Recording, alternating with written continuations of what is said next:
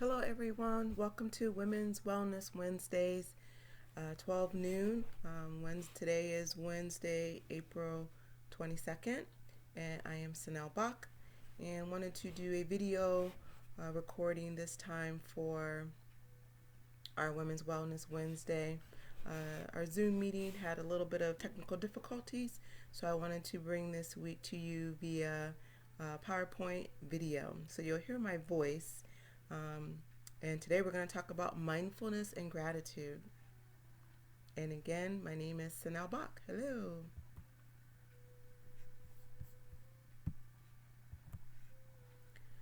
So how do we maintain balance during this very chaotic time and maintain our sense of peace? Well, my close mental cousins are mindfulness and gratitude. And by using mindfulness and gratitude, it's really helped me to stay grounded or become grounded in the midst of what can be sometimes what can feel like panic or chaos.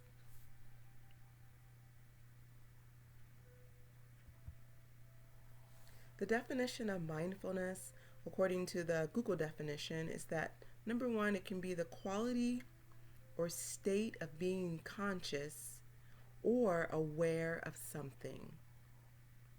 Another way of saying that is being present and being aware of whatever environment that we're in.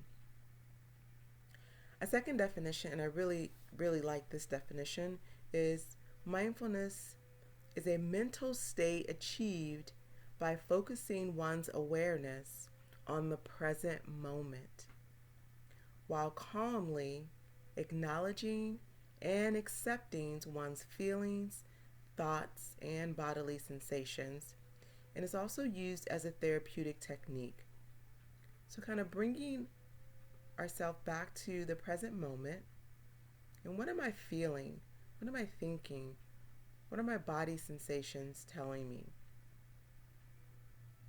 And being able to just be aware of what those things are saying to us without judging, but just having an awareness.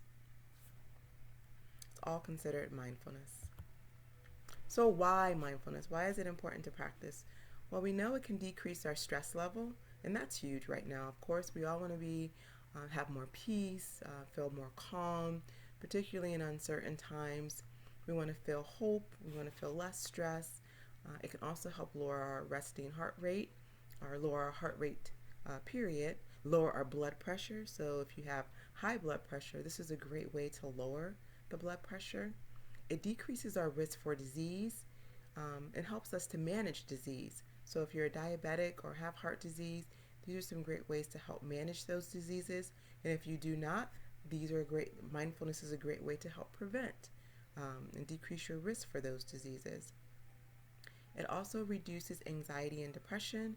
It can improve our sleep. We sleep better at night, and even improve our gastrointestinal function, meaning that our colon and gut motility is improved. So if we're dealing with some issues like diarrhea or constipation due to stress, this improves our gastrointestinal function. So mindfulness can be seen as the foundation for our health. So we'll engage in a mindfulness activity in a few seconds.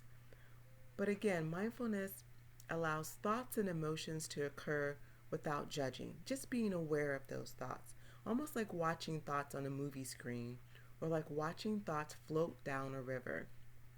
So kind of disassociating yourself from the thought, watching those thoughts. So for example, if you're in a very stressful situation, if we can disassociate ourselves from those thoughts and kind of see those thoughts going across a movie screen, or see yourself as standing on the bank of a river and those maybe erratic or ruminating thoughts kind of floating down the river. So disassociating ourselves from the thought is part of a mindfulness practice where we just become the observer of those thoughts and just kind of watching them, not necessarily judging, why am I having this thought, or what is that about, or associating yourself particularly with that thought, but just being the observer of the thought is a mindfulness practice. I like this graphic here of the child and the adult maybe walking in a park, and the child is being very mindful. They're being mindful of their environment. They're maybe enjoying the sun or looking at the beautiful flowers, whereas the adult has a mind full of activity where they may be thinking about their to-do list for the day or the many chores or activities that they have going on throughout the day. So it's an example of a mind that is full versus a mindfulness walk in the park. So let's participate in a mindfulness activity. Go ahead and bring your arms down towards your side. Hopefully you're in a comfortable position. And we're going to do this for just about 1 minute. What I'd like for you to do is to focus on your breath. Go ahead and take a big inhale in. Breathe in through your nose. And exhale out through your mouth. Another big inhale in. And exhale out. And inhale in. And exhale out. And then just go ahead and close your eyes. And then just kind of focusing on the breath. Not trying to control the breath, but just noticing the breath. Notice as it comes in and out as a natural body function. You don't have to tell your brain to inhale and exhale. It just does it on its own.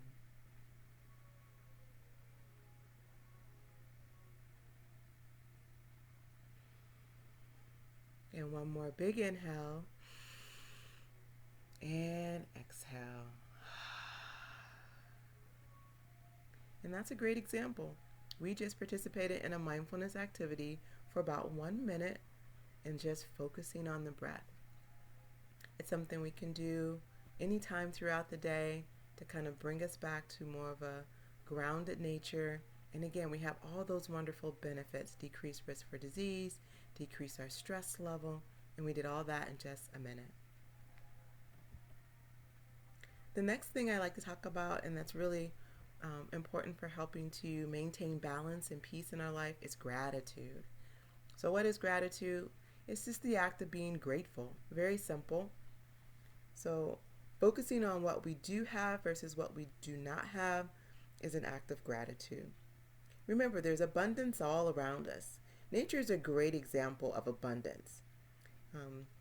You have the seasons changing. You can see the flowers starting to bud and all the different colors in nature. So beautiful. Have you ever tried to count the number of leaves on a tree? That's another great example of abundance in nature. It's almost impossible to do. There's so many leaves on a tree, right? But it's an example of how abundance is literally all around us. You ever try to count the number of blades of grass? Another example of abundance. So just showing appreciation for what we do have, our friends, our family, our pet, our church, our career, our social life, even with the social distancing, being able to connect with others is super important. It's something to be grateful for. This slide is pretty cool in that it gives us examples of the benefits of gratitude in various aspects of our life: emotional, social, career, our health, personality. There's so many great benefits of being grateful. We just feel more relaxed. We tend to be kinder. We can actually achieve goals in our career faster. We have longevity. We're less sick. And we tend to be more optimistic, have a better self-esteem. These are all benefits of gratitude. And you can see how all those arrows lead to just having a happier life. Happier, healthier life.